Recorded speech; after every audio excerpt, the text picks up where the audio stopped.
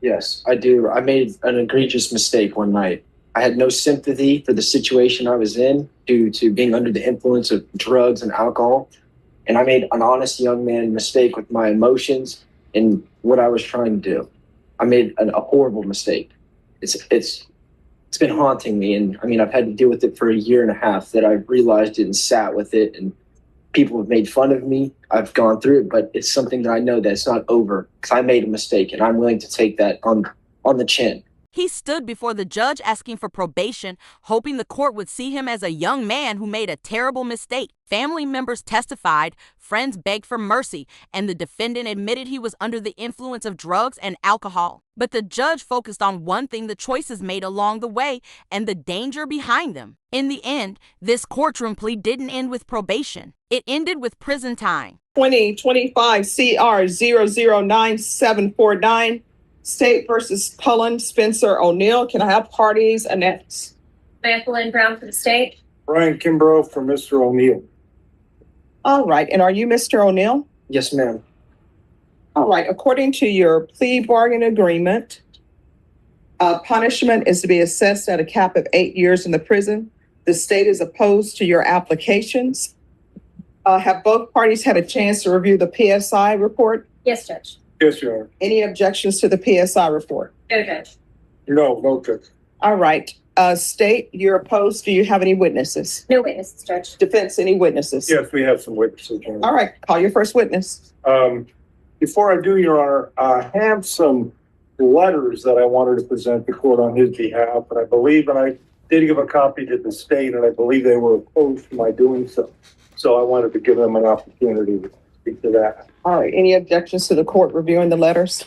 Yes, Judge. I'm going to oppose their hearsay. I can't cross-examine the witnesses on those statements, and I don't believe they're sworn statements either, so I'm going to object to them. Well, Your Honor, I've produced, these have nothing to do with the incident. They're only about the character and the information about the defendant. I think it's part of the court's duty. So with regards to whether they're hearsay or not, the court needs to review it to see if it is hearsay. And then if the court determines it is hearsay, then the court can always disregard. All right. With regards to the state's objections to the court reviewing the letters that have been tendered by the defense, the court understands your objections. The court is going to overrule those objections. The court will take these into consideration in sentencing. All right. I'd like to have a copy so they can review them. Oh, I've reviewed it. Yes. Okay. I read very fast. Very fast. Thank you. All right. Call your first witness. All right. Can you raise your right hand for me, please? Do you solemnly swear or affirm the testimony you give will be the truth and nothing but the truth, so help you God? Yes, I do. All right. You can lower your hand. State your name for the record. Tammy Hollis O'Neal. All right. Counsel, you may proceed. Thank you. And what is your relationship with Cullen? Yes, I'm his mother. And could you tell me a little bit, was Cullen raised in San Antonio? He was raised in San Antonio, born in Japan, but came here shortly after that because his late father was in the military. And how long was his father in the military? 24 years. What branch was he in? Air Force. Are you also in the military? No, sir, I'm not. I work as a civil servant, but not now because I'm furloughed. Because government yes, that is correct. Shut down. That is correct. The Air Force? I do work for the Department of Defense. That's correct. Air Force. Yes, at the Air Force Civil Engineers Center. So Cullen's father passed away 7 years ago, correct? Yes, sir. And 2018. how did that, from your perspective, and was Cullen living with you at the time? Yes, sir, he was. And how did this affect him? Hugely. It affected all of the kids, right? My daughter as well. But I think it struck Cullen much harder, right? Because of that father figure that he had in his life. And also that father figure to hold him accountable. And how many siblings and other members of the family did he grow up with? Yes, he has a younger sister who's not here to testify today, ma'am. One of the letters was from her. She's full-time in college and couldn't come. And then he has a stepsister as well. And can you describe his upbringing, his childhood? Was it normal? Was it good? Yes, sir. It was good. I would say it was good. He got everything he wanted. You know what I mean? One of those And I did the best to raise him, you know, with my husband and then as a single mom after my husband passed away. Did Cullen go to school? He did. He graduated. He's got a diploma. He's got a diploma. He didn't get a GED, right? Yes, he did. Yes. He did. He did. He struggled a lot in school with ADHD and also, so he has struggled with that throughout his life since he's been little, right? Hard to concentrate, anxiety, right? And has he been employed, generally speaking, since he got out of high school? Yes, sir. He has. He has. Has he always sought employment? Yes. And to your knowledge, has Cullen ever been convicted of anything, any crimes in his No, life? sir. No, sir. This is so outside of his character. And I have never witnessed this type of behavior in him, which is why this is so shocking. I've had so many conversations with him and I think he regrets what happened, right? I feel like from his personality, this is just not something he typically would have done. And I feel like that it was a mistake. He just made a poor decision, a very poor decision. And he's always lived at home, correct? Yes, sir. And so you've gotten to know his friends. Yes, absolutely. Okay. And would you say, based on your knowledge and your observation, are his friendships appropriate age-wise? Yes, sir. I've never seen anyone under legal age at my house. That's another thing I think that my daughter wrote in her letter, that even when I'm not there, she didn't witness that either as well. His relationships have always been with people of age, which is why this incident was so outside of his normal character. And has he had friendships that were long-standing? In other words, friends that he's had for many years? Oh, yes. He has friends that he went to kindergarten with, right? And one is here today, actually, so. Now, you know that we're here to ask the judge to place Cullen on community supervision. Yes, sir. For adjudication. Yes. You think that he could succeed on community supervision? Yes, sir, I do. I very much do. I think that he needs that discipline, right, of being able to check in continually. He's been on an ankle monitor for the last year and a half and has done that very successfully, right, to be able to check in and be accountable to that. I think that he can give back to society by working and doing other things while he was on probation versus if he was incarcerated. And that's fine. Pass the witness. All right, any questions? No questions, Judge. All right, thank you. Thank you. I appreciate your consideration. Well, thank you. And I would call Deborah Higgins. All right, can you raise your right hand? Yes, ma'am. Do you solemnly swear or affirm the testimony you give will be the truth and nothing but the truth, so help you God? Yes, ma'am. All right, you can lower your hand if you'll state your name for the record. Deborah Higgins. All right, counsel, you may proceed. Thank you. And Ms. Higgins, you go by DJ, is that correct? Correct. Okay. What's your relationship with Cullen? How long have you known him? I'm a family friend of approximately 14 years. Do you remember how you first met the family? I worked with Cullen's mom. Okay. Was that in the Department of Defense Yes. area? Yes. Are you still working there? No, sir. I retired July 25th this year. And in the course of working with his mother, did you get to know Cullen a little bit? Yes. I would go to their house for holidays and dinners and cookouts and whatnot. What did you observe about Cullen during your period of knowing him? He's a good kid. You know, he was raised well. I watched how him and his sister were raised. They were raised well. They did well. Did you have occasion to see him with other young people? I met one or two of his friends when we were all at the house. They're good kids. Okay. And did you ever hear about anything that he might have done other than this incident that raised concerns with you? No. And you also work in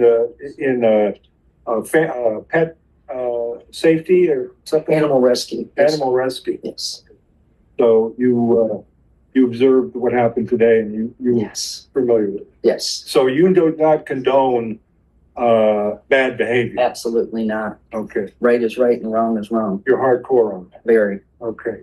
And you know that what Cullen did was wrong. Yes. In spite of that, do you think that he could succeed on community supervision if the judge would give him that? With structure, accountability, and discipline, and having to stay focused on that thing, yes, I do. I think he would do very well with that. And do you think that would be a better outcome than sending him to prison? I do. Why is that? There's prison structure and there's, I don't know the right legal term, but probation structure. Mm-hmm. And I think him being employed, being forced to do the right thing every single day in a more open environment would be more beneficial to him to grow as a young man. Pass the witness. Any questions? No. All right, thank you. Thank you. Call your next witness. Yes. I would call Melissa Daly. All right, if you could raise your right hand for me, please. Do you solemnly swear or affirm the testimony you give will be the truth and nothing but the truth, so help you God? All right, you can lower your hand, state your name for the record. I'm Melissa Daly. All right, just keep your voice up so the court reporter can hear. Defense, you may proceed. Thank you, Your Honor. Ms. Daly, you're acquainted with Cullen O'Neal, correct? Mm-hmm. How did you know Cullen O'Neal? I've known Cullen since he met my son practically in kindergarten. And all the groups of boys always played in the neighborhood. So I watched basically Cullen grow up since kindergarten. Okay. And he's always showed the utmost respect and yes, ma'am. And when I had groceries, he'd be the first to come help me take them out of the car. I had him spend the night several times. And I treated him like a son of mine. So Okay. this is totally out of character. Mm-hmm. What is your son's name? Daniel. Daniel, and he is a friend and grew up with Cullen, Mm-hmm. correct? Yes, sir. Is Daniel here? Yeah. Daniel, okay. Mm-hmm. Now, would you, if you had had any issues with Cullen as far as his influence, would you have allowed Daniel to spend time with Cullen? I hadn't had any issues with Cullen. Right, So, but if you had. Oh, of course I would. But I have not seen, Cullen has always presented great character and integrity. And I thought when he was raised with his father hunting and having all the things that every boy would dream to have was a bad dude. Mm-hmm. And since his dad passed, it was very heartbreaking. But he had a group of friends that supported him. So he wasn't like a loner child. He had lots of friends. And that helped him get through that horrible situation during his prime time in childhood. And do you think that that he would be a good candidate for probation, community supervision? Yes, I do. You think he could succeed on that? I absolutely do think he succeeds. Has high integrity, and this is just outside his character. This incident. Thanks. Absolutely. Any questions? No. All right, thank you so much. Call your next witness. I'm going to call Cullen, Your Honor. Cullen O'Neal. Can you raise your right hand? Sir. Do you solemnly swear or affirm the testimony you give will be the truth and nothing but the truth, so help you God? All right, you can lower your hand, state your name for the record. Cullen O'Neal. All right, defense, you may proceed. Thank you. Cullen, you know why we're here? Yes, I do. I made an egregious mistake one night. I had no sympathy for the situation I was in due to being under the influence of drugs and alcohol. And I made an honest young man mistake with my emotions and what I was trying to do. I made a horrible mistake. It's been haunting me. And I mean, I've had to deal with it for a year and a half that I've realized it and sat with it. And people have made fun of me. I've gone through it, but it's something that I know that it's not over because I made a mistake and I'm willing to take that on the chin. You know what I mean? You talk about football and LSU. I'm leaving it all on the field. You know what I mean? With what I'm trying to do to prove that I need a plea, but I made a mistake. Okay. Now, at the evening this happened, you had been using drugs, correct? Yes, sir. And you'd been drinking. Yes, sir. So you have an issue with drinking and with drugs. Yes. And you're willing to deal with that. 100%. Okay. To get better. To get better. Do you have an attraction to younger women? No, ma'am. I mean, no, sir. I've never once ever in my life. I think it was just the influence I was in, the situation of not sleeping, being tired from work, just and my emotions, my feelings as a young man just overcame me. And I know that's horrible, and I made a mistake for that. Okay. Now, you did complete your GED, correct? Yes, sir, I did. Okay. And do you have plans and things that you want to achieve in your life? Yes. So I was a month away from finishing college when this all happened. And I had been held back for a year and a half to even finish college. But what I was doing in college was being a gunsmith. I get with my situation now, I might need to find a different line of work. And what I've been doing as an iron worker and doing stuff outside and building buildings like Chick-fil-A's, Walmart's, and Chase Banks and stuff around the community the best I can. Now, you were employed with an iron, what kind of a company was it? It was an iron company. It was Hill Country Steel. We do all the main steel around all of San Antonio, Austin, and Dallas. We do every Walmart, every Chick-fil-A, every Chase Bank, every car wash. We provide the steel. Did you start working with them when you were in high school? Yes, right out of high school. One of the letters I gave was from the employer that I've known since right out of high school, and he helped me a lot. And he knew about my situation through house arrest and getting my job back. Now, you're not currently working for him, right? No, I stopped working for him because I wanted to deal with this and didn't want to interrupt their company for my mistakes. And are you hoping to be able to get work again? Yes, I actually have a job interview on Thursday for another steel company that was smaller that we used to provide steel with. So that's something I'm really looking forward to start doing and working. Tell the judge why you think you could succeed on probation. I did track, football, and baseball all throughout high school. And I work harder than most grown men that I know. And I know I messed up. And I don't want to do prison because that's just not something I know I will succeed in, unfortunately. But I know that doing the plea and being on a schedule, checking in and doing things like that will really help me a lot. Get my life back on track. I'm young. I made a horrible, horrible mistake for my age. And I know that I want to be able to recover from it and not be stuck. Now, when this happened,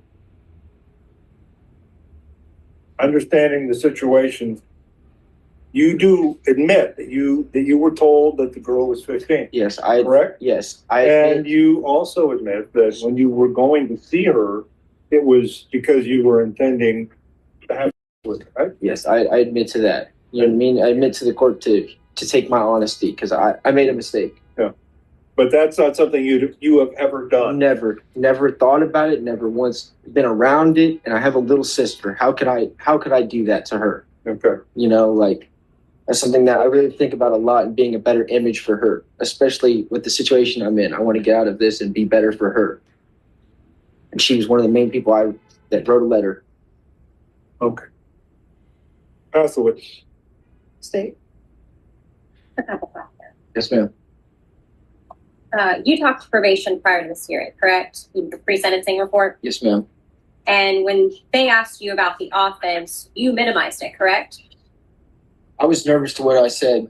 I was very nervous on what needed to be said, and I wasn't sure what to say. I've never been in a situation like this, and I've never had the thoughts that I have. But when you spoke to probation, you did minimize what you did in this offense, correct? I wouldn't say minimize. I told my side the best that I felt that I could. But I did make mistakes. I did say things I wasn't supposed to, and we're here in this situation because of my mistakes. Right. And the officer didn't force you or coerce you into this situation. I mean, it was a sting operation. Correct. But you willingly agreed to meet this person. They didn't force you to meet them, yes, correct? After maybe 30, 45 minutes of time had passed since they had started talking to me, yes. And you described in great detail and graphic language exactly what sex acts you wanted to perform on this 15-year-old. Is that correct? Yes. Pass the witness, Judge. Any other questions? No, Your Honor. All right, any other witnesses? No, Your Honor. All right, court will hear brief argument. State. Judge, I'll let defense go first. Your Honor, Cullen O'Neal, in my opinion, is a perfect candidate for probation. He checks off the boxes, so to speak. He's 22 years old. Okay, and not to interrupt your argument, counsel, but this, Well, no. This is what I wanted to address, but nobody addressed it. I don't know if anybody wants to address it. And it has to do with the thing that's mentioned in the PSI. And I don't know if you want to address part of that with your. yeah, I mean, I could ask him Okay. if I could recall. And I'm sorry about that. Yes, you could recall it. Sure. You had cocaine that night, correct? Yes, it was for myself. Yes. And you were using, Yes, I was. and you were, as you earlier testified, you were using alcohol too. Yes. And you had and did this problem develop like years before? It mainly developed a year or so before of just working hard and just trying to stay up and just trying to deal with college and deal with a full-time job. I didn't know how to overcome myself or talk to, and that's just what led me down the rabbit hole right there. And I just messed up. And you understand that when you got to the point what happened that night, you were showing, you had an alcohol and drug problem. Right? Yes, I definitely did. And you have it now, correct? I wouldn't say now. I have definitely resorted to staying off, being a lot better person just due to my probation with my ankle monitor. You know what I mean? Just in case, for whatever reason, they wanted to drug test me or whatever, God forbid, they would do. I mean, and I have a little sister and my mom, and I don't want to keep that image. I really don't, you know? That's why I really would I don't mind doing drug tests, drug classes, or probation or whatever. All right. And I just asked that because I forgot to bring it up so that could be clear because it was in the PSI. So sorry for the interruption. Okay. No, you're fine. Are there any other questions? No more questions. All right. I'm sorry. You may Okay. proceed with your argument. Okay, counsel. thank you. That charge was Dismissed. dismissed. Yes.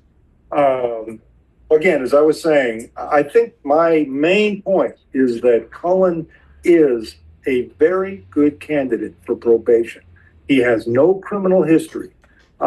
He is 22 years old. He has a very, very supportive family.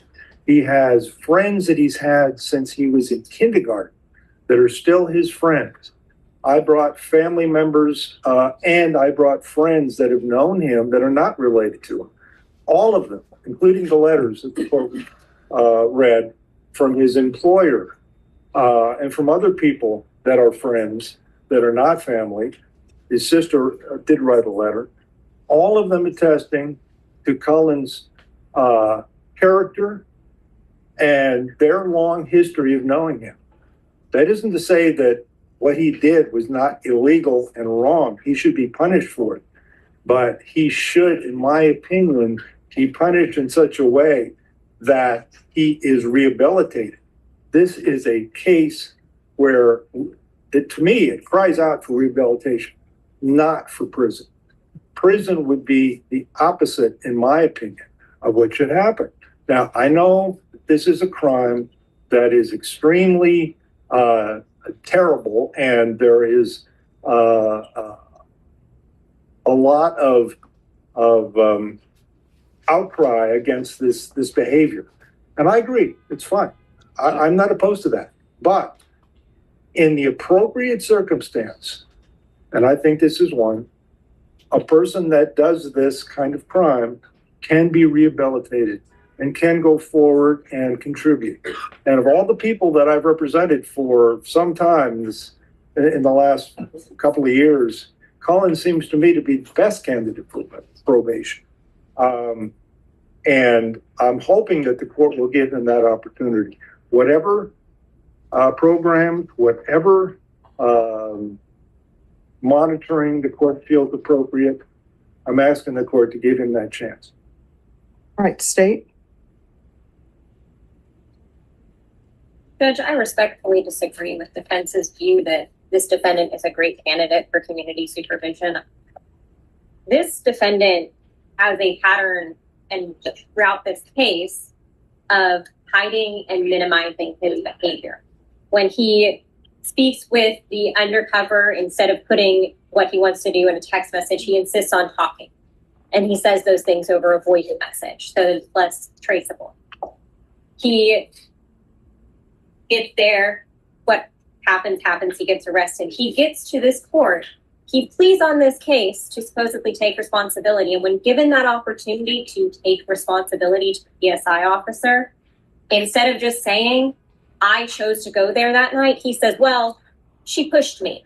The officer pushed me to do it. The undercover pushed me. He blames the undercover, doesn't take full accountability.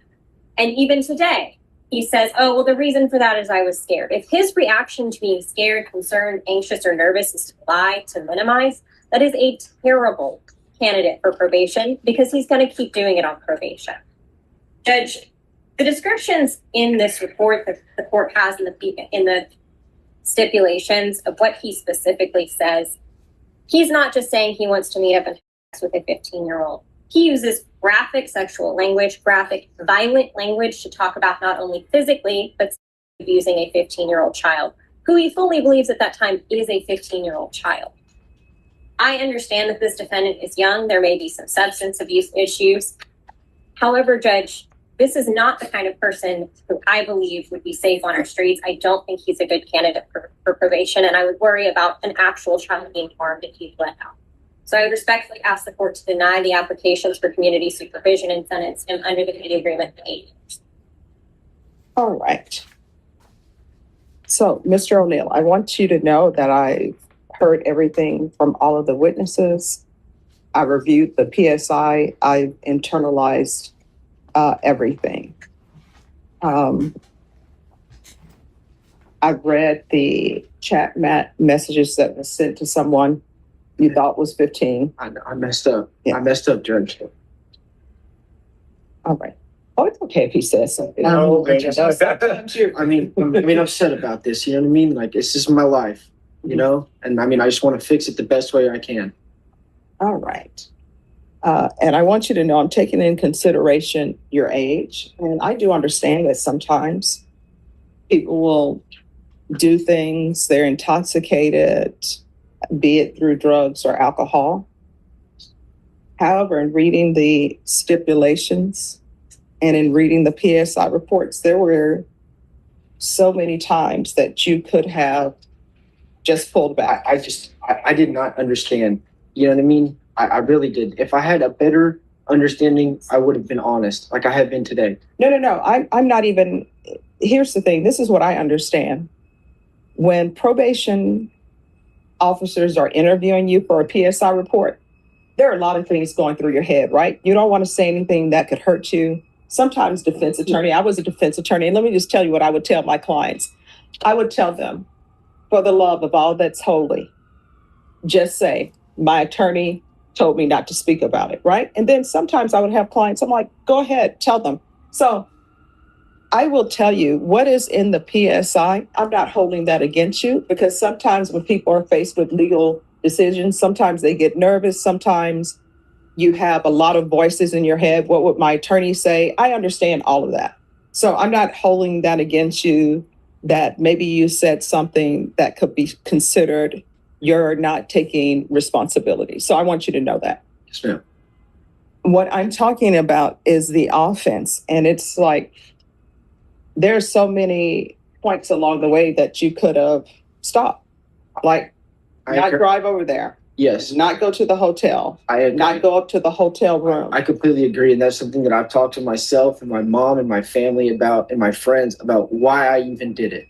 Because in no right state of mind ever have I ever thought that way or been in a situation like that. I crashed out.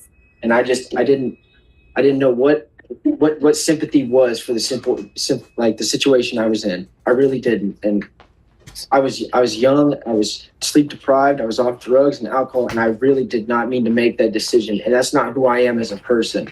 I've never lied to my mom or people about my situation. I've always been honest when they asked, especially how I got my job back. Mm-hmm. I had to sit there in front of a bunch of grown people and explain what happened. Mm-hmm. You know what I mean? And that's something I can't be unhonest about that, because look how it looks on a piece of paper. You know, no matter what I said, no matter what I did, what's shown. And I mean, that's what's here today in front of us. Like, and I made a mistake, but I don't believe that I deserve prison because I want to be rehabilitated. I know I can work through what the plea says. I know my punishment isn't over. It'll be at least 10 years that I'll have to deal with whatever the plea requires. And I know that. All right. So this is what the court is going to do. The court is going to find you guilty. The court is going to order Chapter 62 compliance. There's a $3,000 fine, time and money to run concurrently. The court will sentence you to 3 years in the prison, give you credit for any time served. Did you review the trial court certification of defendant's rights to appeal with your attorney? Did you understand it and sign it? Because this is a plea bargain agreement, because I followed your plea bargain agreement, and because you waived your right to appeal, you do not have the court's permission to appeal. Because this is a felony conviction, you're not allowed to own or possess any weapons or ammunition. If you have a question over that, what that is, you'll need to speak to an attorney. Do you understand? So 3 years? Yes. But like, Well, I have. I'm sorry. Okay. You gonna talk to him? Well, Yes, Your Honor, but I have another thing I'd like to raise. yes. This is not a 3G off. No, And so I will. I didn't- Did the court retain jurisdiction?